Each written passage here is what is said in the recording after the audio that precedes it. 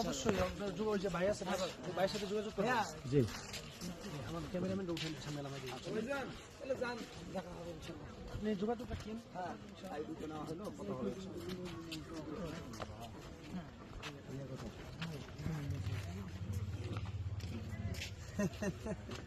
ঠিক আছে আচ্ছা ভাই কার্ড খুঁজছিলেন মনে হয়? জি ভাই কার্ড তো ভাই আপনার জন্য একজন আসছিল কার্ড খোঁজার জন্য।